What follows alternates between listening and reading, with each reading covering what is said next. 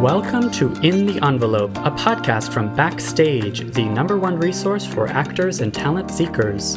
I am your host, Jack Smart, awards editor at Backstage, and I'm here to guide you through every aspect of the entertainment industry with the help of some of your favorite stars.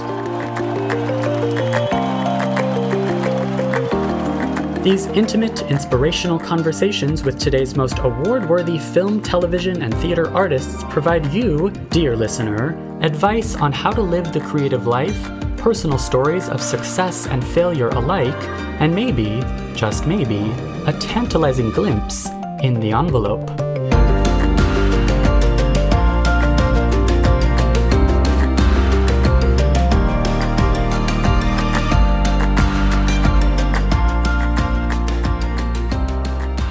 Three, two, one.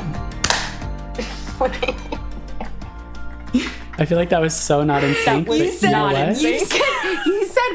You said clap on the one. I clapped on the one, but you clapped on the off but I one. also think there's a delay, which could be an issue, but Jamie's going to be able to figure it out. Jamie is a superhero. Hi, Jamie. Hi, Jamie.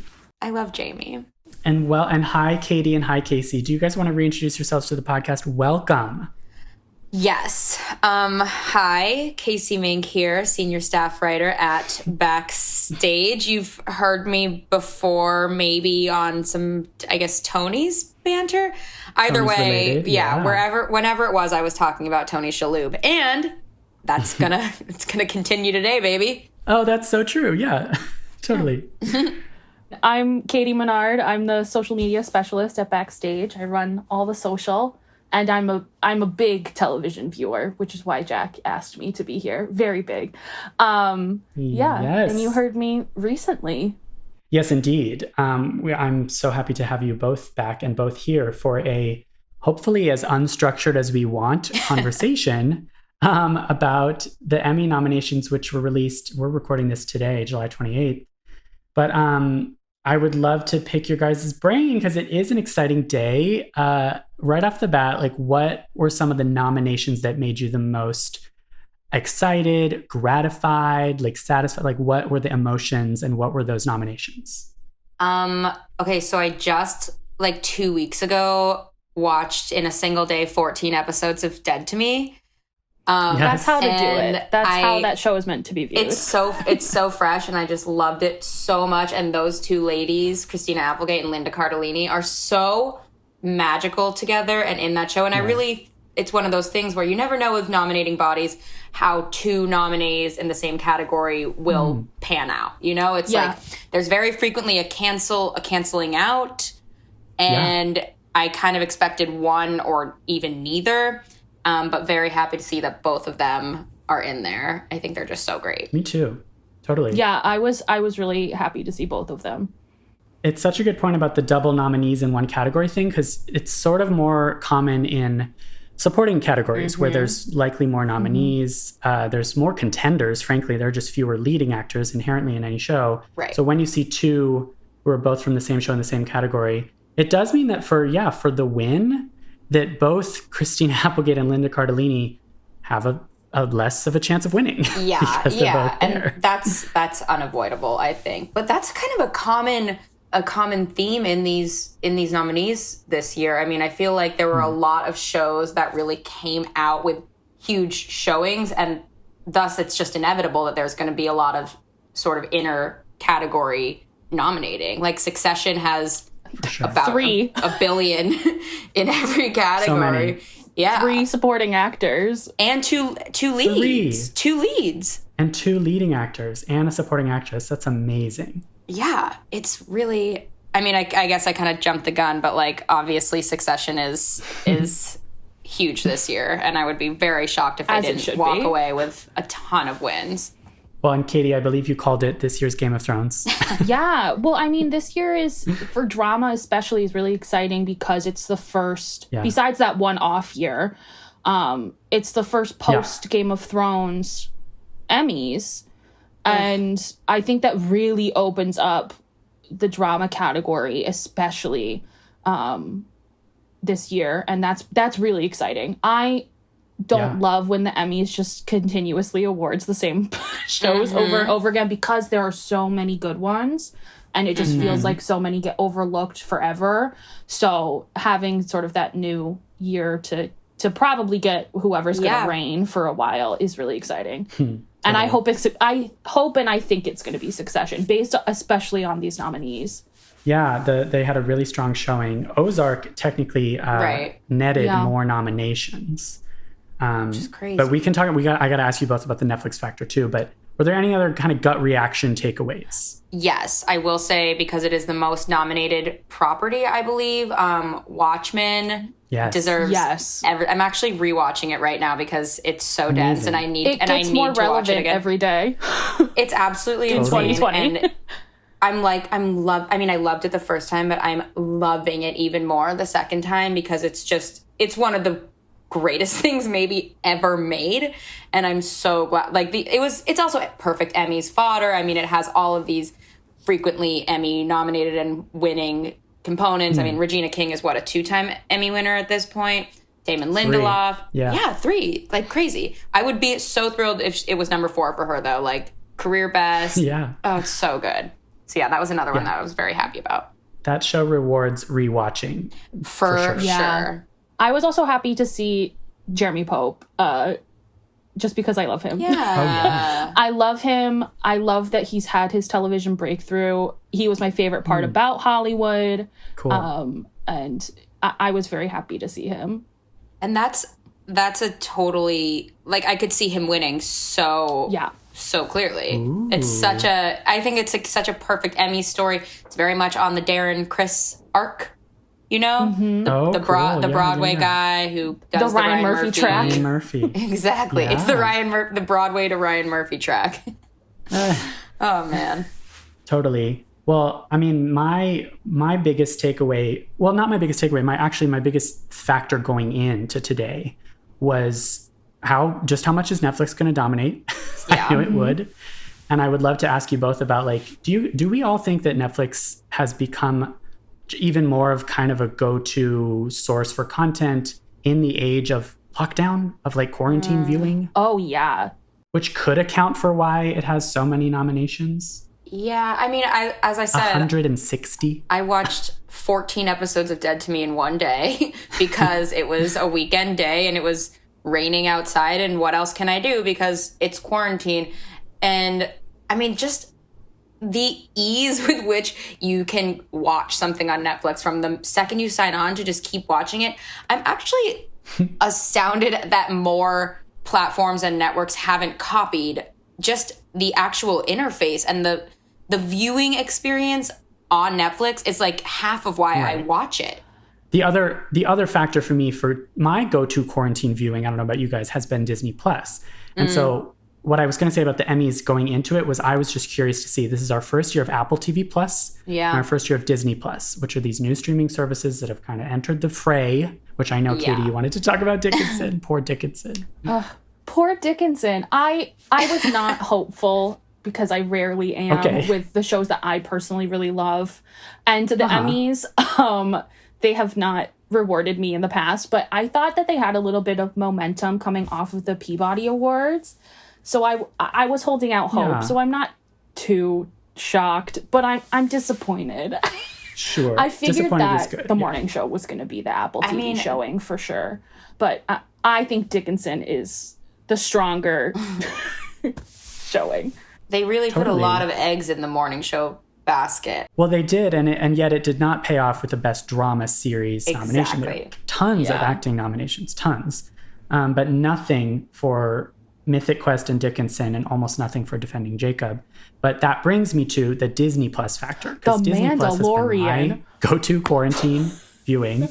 And The Mandalorian did break into drama series and got 15 nominations. I was crazy shocked. 15. That ties SNL. That's shocking. Because it gets it gets so many technical categories. And best Do you think drama. that is in some way the new sort of proxy for the Game of Thrones vote, because it's sort of that ilk? Which is to say I didn't watch it, but it's not my I was actually really impressed by it, But I'm sure. I'm a Star Wars fan, so right. I don't know. Yeah. I never thought of it Same. as being a best drama contender, even though I was like, this is really good. And it's kind of the best Star Wars property in a while. And I think a lot of fans think that. But it felt very... Yeah, it's its own thing. Fandom and not as much like mainstream drama. Totally. Like, I would consider this cinematography Yes. or maybe the action editing to be super prestige. But for the most part, I wasn't considering it a serious contender for drama series, which just goes to show, I guess, how much of the Television Academy's membership is streaming what. Right. Which I think speaks to like the larger industry trend of like there's so much content, and now increasingly there are platforms on which, I guess, platforms that can acquire that content and distribute it. So we're in this golden age, but sometimes, I don't know about you guys, it's a little stressful. No, for sure. New For sure. And where to see it. Right, exactly. Yeah. And it's like at this point, something on HBO, I will always start it at least, and I'll decide if maybe I don't like it. But generally speaking, like I will watch every HBO. That's prestige. I'll watch every HBO miniseries because the track record is just that sterling, and I know that they're producing content that is, at that tier, and they just have such a clear identity. And I think that a lot of these streamers down the line are going to have to figure it out a little bit. An identity. Yeah, that's not really something I'd thought of. Do you guys consider Hulu to have an identity in that way? I totally do. You think about Rami, which was nominated for twice? Mm-hmm. Was it nominated for Best Series too? Okay, so twice, still great, whatever. I mean, there's shows like Rami and Shrill and Pen 15. I think of those as like the young creators. You know what I mean? I think it's like a nurturing environment for younger offset creators. And then now they have that FX partnership. So there's like the Mrs. America, which aligns really well with like Handmaids. Of course, Handmaids. So I think they have that. Yeah, it's like they have those comedy. The comedy lane is really clear for me for Hulu. Yeah. And then I think they're trying to follow in the Handmaid's footsteps, since that's basically their most successful, I would say, original programming. Prestige. And the FX partnership makes a lot of sense in that way. Yeah. Yeah. Well, speaking of the FX partnership, great segue to what I want to talk about, which is Rose Byrne not getting a nomination. Shocked. And I am sad. So But shocked. isn't that an example of there are far too many contenders in one category? But, I mean, three of her co-stars were nominated. Literally, exactly. And I don't... It's like, I'm surprised by the ones that were nominated. I don't want to denigrate the other Mrs. America cast's performances. Like, I think Tracy Ullman was phenomenal in her episode of Mrs. America, but Rose Byrne held down that freaking four opposite Cate Blanchett. Well, not opposite because their characters never met. But I don't know. I just think that it was an egregious The role lent snub. itself more, I think, material-wise. And you know what? Props to the Emmys for not nomination. always giving the flashier role the nomination. But in this case, I think that the performance was absolutely worthy of a nomination. And I am sad. Okay. Yeah, I mean, she's the first name out of everyone's mouth that I've talked to about Mrs. America. Interesting. Thank you. Is Rose Byrne. Thank you for that personal compliment to me. Not just Kasey, other people. Including myself. It really is a beautiful show and so like nuanced. Kasey, it totally scratches our Mad Men itch. Thank you for saying that. I could Oh my God, I'm also a agree Mad Men more. stan. Yeah, it's true. We are. Yes, and it has John Slattery, so it's actually pretty cognitively. It's very direct. Oh my God, I Yeah, didn't totally. even think about that. Yeah, it does sort of take the torch from Mad Men, and it's as much about what is not being said as what is, and just a weird flicker of the eyebrow and that sort of thing that I just go ape shit for. And very episodic, too. Which I love, Me too. That lends itself well to the miniseries format. Yeah. That was a beautiful show. The other thing about the, like, lamenting someone not getting nominated because so many of their co-stars are, like, in competition with them thing is that the Emmys did change the rules this year that if there are a certain number of submissions per actor who's up for consideration, that they would expand each acting category to up to 8 nominees. Yeah. But looking at the list, I can only see 1, 2, 3, 4, 5. Yeah, so there's only been 3 categories that did open up all the way. to 8. And those were all the supporting categories for comedy and drama. So not enough for the limited series. Ugh. That's like the same thing that the Tonys did too, where they expand to one extra person if like the final 2 are within. I never understand this stuff. All I know is Rose Byrne should have a freaking Emmy nomination today. Well, and that's the thing. I feel like for most award shows, there's always people that we lament not being included and we're always bummed. But I think especially for the Emmys, there's just so much that people have to be left think about how many more contenders there are at the Emmys than there are for the Oscars or the Tonys when there are, you know, there are many Oscar-eligible films every year, but you can't even compare that number to the number of TV shows because there are new ones every year in addition to the returning ones. Right. Ugh. And that's a tricky thing, too. The notion of when you sit down as a voter, are you voting for someone because, as Katie mentioned, there is kind of a grandfathered-in approach with the trend with the Emmys sometimes. I'm not saying Julia Louis... I'm the first person to say Julia Louis-Dreyfus deserved every single one of her Emmys to Veep. But don't you think there's also an element of when somebody sits down to vote for leading actress in a comedy and hasn't seen the most recent season of Veep, they might just assume, well, she's giving the same level of performance, it's the same level of material... And just go for it again. That's why I think this year's Emmys is actually a kind of exciting year because we don't have these really looming shows in the same way that we have in the past. I mean, Mrs. Maisel is still up there, of course, but it didn't sweep last year because of Fleabag. But now Fleabag is out of contention. And I think it's an interesting season, and that's why we're seeing a lot of sophomore shows actually have a really great turnout. I mean, Rami, not sophomore, but Insecure is back up there in competition, which, I mean, I'm into that. I'm excited about the shows that are that finally finished. Well, not finally, but because the Emmys does have a little bit of a track record of rewarding shows that they've overlooked their entire run until their last season. True. Or certain performances. So I'm really watching in comedy like Schitt's Creek. Yeah. And kind of The Good Place, but I think it's more of Schitt's Creek's year of this is the last time we can give them something. Yeah. Right. And the other thing I wanted to point out about Mrs. Maisel, I know we are so Mrs. Maisel magazine. We are literally Mrs. Maisel. In our heads, we cover them so much because it's so backstagey, and of course we all love it. But this is only the 3rd year that Maisel is Emmy eligible. In our heads, I feel like it's been winning awards for years because it wins so many awards at every single award show. SAG, Critics' Choice. I mean, Golden Globes, Mrs. Maisel. I can't believe it's only the 3rd year. I know. But I mean, it truly didn't win that many last year. I mean, I think it was Tony Shalhoub and Alex Borstein and no one else. And we kind of forget because it was such a huge sweep that first year. And then it had an off year, but now it's just back and everyone's like, oh, there's Mrs. Maisel going to come in and sweep everything again. And it's actually, it has one Best Series win. Only one. Exactly. Right. And still the most of any comedy series this year for nominations, which is, of course, expected given their production design, their costuming, etc. Yeah, it's just a really expensive ordeal. I've given up on trying to tally the amount of Emmy acting nominations for Maisel because there's just so many. I know. I mean, between those guest and supporting, I mean, Sterling K. Brown, an Emmy fave, is nominated for his work on the 3rd season of Maisel. It's Sterling K. Brown has got to be, I need to look this up for sure, but he's either the first or one of the first actors to ever be nominated in 2 of the main acting categories. He's nominated for leading actor in a drama for This Is Us, which he has won before, and supporting actor in a comedy. That's pretty rare, if not completely unheard of. I live for that kind of versatility.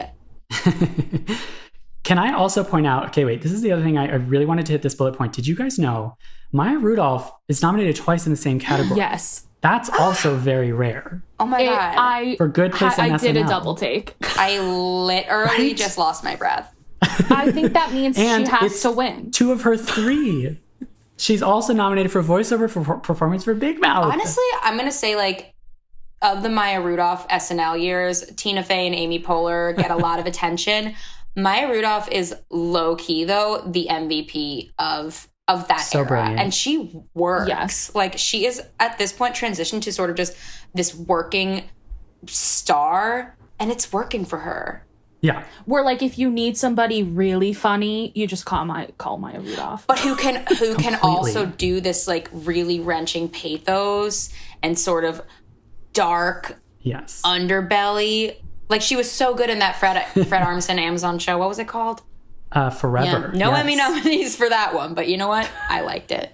Well, even The Good Place, like everything has sort of this existential undertone on The Good Place to a degree. Absolutely. The Good Place I was very pleased to see Darcy Carden and William Jackson Harper, friends of the podcast. Friends of the pod. Both nominated. Friends of the pod. Woo! Yeah, I mean, we have so... But yeah, the Maya Rudolph thing. God, I love her. I love her.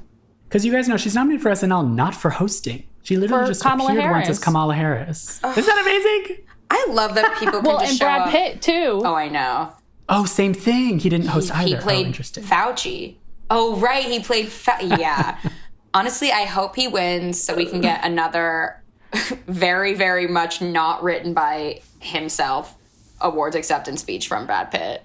Oh, interesting. Remember? Recent Oscar winner Brad Pitt. That's he right. won his Oscar and got up there and just go to speak for 30 seconds, which is more time than John Bolton got in the Senate this week. And we're like, okay, good for you. You know what? You're political and you won an Oscar. Well, and what a brilliant transition to the other thing I wanted to ask you guys about. Who would you most be excited to see give a speech? Because also recent Oscar winner Olivia Coleman is, of course, nominated. I was going to say Olivia Coleman. I mean, yeah. I was going to say Olivia Coleman. Now that you Jack, say it, what else could we say? I think that's reason enough to vote for her, is because you want to see her speech. Honestly, the leading actress in a drama, that is an insane race. Supporting actress in a drama, too. All of them. Oh, the other snub that I wanted to say, though, because speaking of amazing awards acceptance speeches, this is actually a perfect segue for me to talk about my other just gripe. One of the best Emmys acceptance speeches of all time came from one Miss Merritt Wever. Iconic. Thank you so much. I gotta go by. Literally perfect. A 7-word Emmys acceptance speech. Best one in history, maybe. And she gave the performance of this year, of maybe other years. I don't even know. In Unbelievable. And she was not nominated. At the very least, the performance of the series. At least. I think her performance is what makes the series work. I 100% agree. Just the kindness of that performance is stunning. It's so good. And it got the show got some noms and Toni Collette was nominated, but the fact that Merritt Wever and Caitlin Dever were both snubbed is unfortunate. Yeah. Do you guys think maybe the Emmy should introduce an ensemble category like SAG Awards have? Yes. Jack. Mrs. America should win ensemble. I was thinking it when I was watching it. Because that solves the problem. Then Rose Byrne would be nominated. No, Katie and I were talking about this literally an hour ago, and we said, truly, it would not be hard. It would not be hard. They need to implement an ensemble category in every award show, frankly. Yeah, I love that about the SAG Awards. Maybe not the Oscars. That's the best part of the SAG Awards, I would say. But I think that's the best part of the SAG Awards. Totally. And even more shows are ensemble shows, increasingly. Mm-hmm. Yeah. Yeah, boy, and that's the thing about Succession. You either get everybody nominated like they did this year, or nobody nominated like last year. Exactly. What else have you guys been watching recently? Not even Emmys related. Oh, okay, no, I have it. I'm going to go. Well, Emmys related is I'm just rewatching Drag Race. Okay, whatever. Yes, Katie. Nominated. Oh, that is nominated. That is Emmy relevant. Yeah. It is twice. Well, multiple times, actually, I think, in production categories as well. But series and Rue is nominated again. Yes, that host category is epic. Yeah, it's really good. It's really Nicole good. Nicole Byer and Queer Eye. It's great. Anyway. I was watching right before I watched Dead to Me, and I watched all 4 seasons of this show in 2 weeks. Better Things. Yeah. Which gorgeous. Probably one of my favorite shows of all time. God, I'm just speaking in superlatives today, but you know what? I'm tired. Truly, this is the In the Envelope podcast. Superlatives are where it's at. Thank you so much. Okay, I'm gonna keep going. Pamela Adlon though, and Better Things, both not nominated, but perhaps one of the best shows of this decade. I mean, I think it's just a perfect, and it's one of those comedies that also will have you sobbing into your popcorn or whatever. That's the other thing. Do we need a dramedy category, perhaps? I mean, Dead to Me is not a comedy. No. It is simply not. I laugh. So many comedies are not a comedy anymore. I agree. I mean, how was it Atlanta Insecure, a comedy? I mean, right. And it's you could put them on a scale. I guess Insecure is a little funnier than Dead to Me, given that it's about literally death. But I know, it's a slippery slope. Female friendship is devastating. Kasey. No, it is. Believe me. I know. I'm chock full of it. But yeah, I mean, I don't know. It's like, and then we get at this sort of whole broader conversation about the arbitrary nature of categorizations. At what point are we going to maybe loosen our grasp on the actor-actress of it all? Mm-hmm. I mean, maybe when we have more trans and non-binary folks who are acting, which, you know, whenever the hell that is, let me know. Well, speaking of trans and non-binary folk, will the Emmys ever nominate the trans women of Pose? A great question. I had myself, because that's one of the glaring sort of snubs for me, is everything but like Billy Porter. I was bummed to not see the sort of trans women that make that show and the show itself get that. That's a classic Emmys sort of situation where they weren't the only person nominated first season was Billy Porter, and now that's just the person who will get nominated as long as the show is on the air. It's the same thing that happened with Orange is the New Black with Uzo Aduba, and then you had people like Danielle Brooks giving the performance of a lifetime the latter 3 seasons, and she was never recognized because I think it's what you were talking about earlier, Jack. These people, maybe they stop watching the show, but they remember the goodwill of the season that they watched. Yeah. And so they're they consider themselves a fan. Exactly. And they're like, you know what? I know Billy Porter is still doing great work on that. I haven't watched it. I don't really know about these other actors. And so they just follow the precedent, which sucks in some ways. Yeah. Yeah, no, I think it's all speculation as to like who's voting for what and why. Right. But there are obviously trends to look at with this like data. Yep. Yeah. And it's like impossible to watch everything. Exactly. Completely. Exactly. You can't blame them. Yeah. In fact, I would consider voting for the Emmys to be a lot easier than voting for Emmy nominations. Yeah, for sure. Oh, yeah, because then at least you have a short list of what to catch up on. Completely. True. I know. It's like, where do you even begin if you were an Emmy nominator? Yeah. I mean, truly, where do you begin? Yeah, I mean, and I guess I knew this would be one of the big takeaways from our conversation is like, it really does always come back to like, there's so much content. There's going to be people left out. It's going to be impossible to choose. You're going to have to do some repeat nominees. You're going to have to expand the category. All of these things are happening because there's so much. Which, hey, that's not a bad thing. What next year's Emmys looks like with so many productions halted. Yeah. Okay. And seasons delayed. And like, are we going to have way less TV to watch? I don't think we're going to have any TV to watch. Right. Yeah. So that's the next big uncertainty, right? It's like, what a brilliant transition to the year beyond. Like, we have no idea how long lockdown is going to be. We have no idea how long production is going to be delayed. It is funny, though, that the way that TV production works at the 2021 Emmys are more affected by this global crisis than the 2020 Emmys. Exactly. And who knows? I guess I'm not asking, like, when will this be over, guys? Because neither of you know. But no. I am a medical expert. Yeah, no one knows. And I don't know. I just kind of had a realization the other day of like, are we going to get any new television in 2021? Like, I don't know. Like, literally, we're all going to be live tweeting episodes of Lost by like April because there's just nothing new to watch.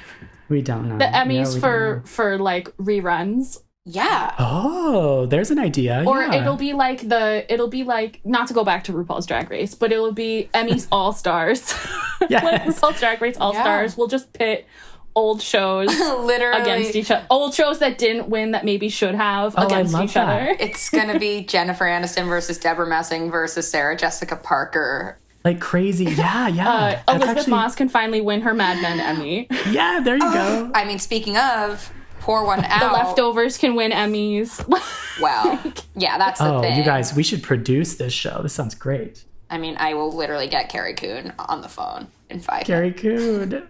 Elizabeth Moss. Yeah, so Elizabeth Moss, I will say, was not nominated for The Handmaid's Tale this year. A lot of other nominations though for the show, including Best Drama, including for Bradley Whitford, Samira Wiley, but no nomination for Ms. Moss. It had its moment, and it also had its moment like right after Trump was elected. And I mean, if you guys, if everyone had $1 for every time, you know, people said like, it's just like real life, or like, you know, that sort of stuff in 2016. Totally. Like, but yeah, no, I'm excited Succession is going to come in there. It's time for new blood. I'm excited to see someone a Trump-esque show in a different way. Exactly. No. Oh my gosh, truly, completely. Exactly. And I'm excited to see what these sort of new Emmys look like. Me too. Yeah. A question: do you either of you know about this rule? Because looking at the actual PDF of the actual list, as you pointed out, like Elizabeth Moss' name isn't there because it says. I think this was a recent rule change where, like, if you're a producer on the show, then your name is included, and when that show wins, you win an Emmy. Yeah. And so one of the pointers I had was like Reese Witherspoon was up for 6 Emmys this year. 6. That makes sense. For producing and starring in Little Fires Everywhere, Big Little Lies, and The Morning Show. I forgot that she was. She was nominated for She none. produces everything she's in, which is good for her. She's Queen of TV now, which I am so here for. Yeah. She's also, she wasn't nominated unless you count Little Fires Everywhere nomination for limited series. So I don't know if that officially counts if her name is not on the official list. It's always a sort of like asterisk situation. Yeah. Like, I mean, Brad Pitt won his technically like, yeah, he won technically, I think, his Moonlight. first Oscar. It was his first Oscar this past year, but he also had, I think, 2 for producing before. Moonlight he produced. Yeah. So, I mean... And 12 Years a Slave? I think he has an Oscar for 12 Years a Slave. Yeah, there's like a cutoff thing, and I'm pretty sure the Emmys changed it. Because I think Julia Louis-Dreyfus was something like she's been nominated for producing, except for the first year where they said the show can win, but individual producers do not. Which I think is a little silly because like Veep wouldn't have happened without Julia. Little Fires Everywhere doesn't happen without Reese Witherspoon. So right. So anyway. Is Elizabeth Moss nominated? Is my main That's concern. the thing. I think in our minds we can say that yes, she was because she made that series happen and it's nominated for Best Drama. So all right, we're back in the game, baby. Cool. Yes. Well, man. okay, this is amazing. Thank you guys. We should wrap up. What else was on your list of notes, of gut reactions, of takeaways? What are we thinking? Zendaya. Oh yes, we have to talk about that. I was Laverne Cox reading Zendaya's name. Yeah. When she just That's broke huge. and yelled Zendaya's name. I think I'm shocked. there's Euphoria is a lot, but Zendaya really carries that show. Euphoria is weird, and also it's a strange show that way. premiered last summer, which was working against it as usual. As always, I mean, that's why I have to touch on all my points, so here we go. That's why Amy Adams didn't win for Sharp Objects last year, because that show was already a full year old by last Emmy nominations. The summer bias. The recency bias. I think that will hurt like Stranger Things this year. And I think it kind of did. Crown. I'm fine with that. You know who else I really want to shout out is Paul Mescal for Normal People. Oh, yeah. That show was one of the most devastating things I've seen in my life. And it was just the core of it was these 2 performances by these 2 young actors. I mean, it was Paul Mescal and Daisy Edgar Jones, who was also incredible. And I'm so happy to see. I gotta check it out. Oh my God. First of all, it's amazing. I've been putting it off because I don't want to be devastated. Oh, it's incredible. I'm like not in the emotional headspace to watch it. It's incredible. So fair. And I will say, Jamie, you're going to have to bleep me, but the fucking on this show, crazy. It's just all about it's all about crying and sex. I've been home with my mom recently and we've been watching TV together and I was like, we can't watch this. Yeah. We watched There are Mrs. certain America things instead. Off limits. Yeah, totally. I would watch that one not with mom or little sister or I don't know, whatever else. We watched Mrs. America and Little Fires Everywhere, which seems like the right mom shows. Yeah. Yeah. Absolutely. That's on my list too. Yeah. I watched that one too. I mean, good year for TV. Great year for TV, actually, I will say. Great year for TV.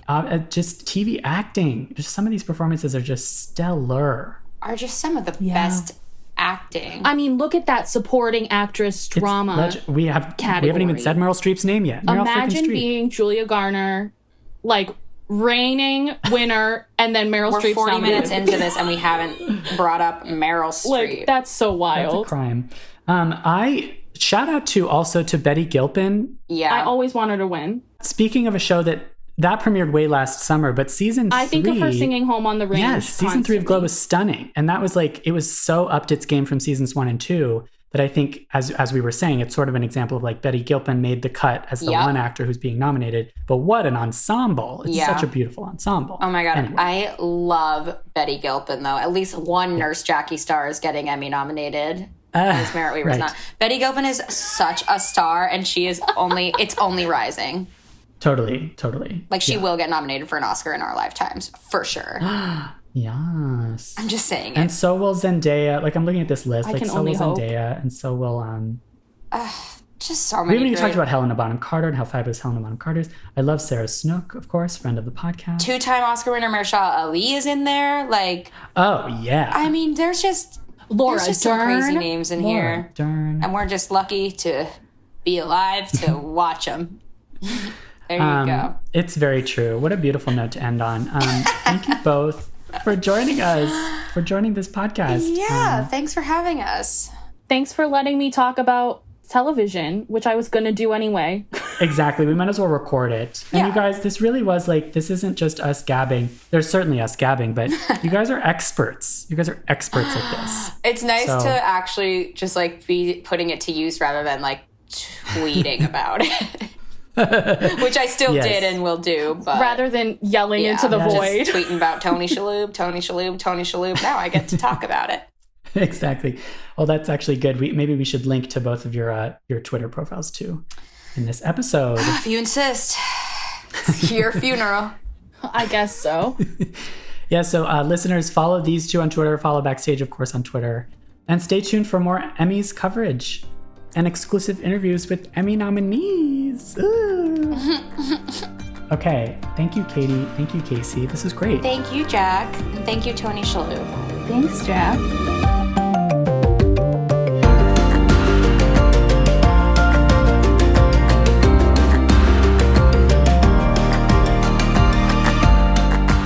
In the Envelope is recorded at Lotus Productions and Hyperbolic Audio in New York City, and Soundbox LA, Mark Grouse Studios, and Buzzies in Los Angeles. Thanks as always to our producer extraordinaire, Jamie Muffett, and to the team at Backstage, Samantha Sherlock, Mark Stinson, Caitlin Watkins, and of course, Kasey Howe. Visit Backstage.com, and don't forget, you can subscribe to Backstage by using the code ENVELOPE at checkout for a free trial. That's right, 100% free. For more exclusive content, join us on Facebook and Twitter at In the Envelope, and subscribe, share, and leave a comment. Who would you like us to interview next? Thanks for tuning in. We'll see you next time for another glimpse in the envelope.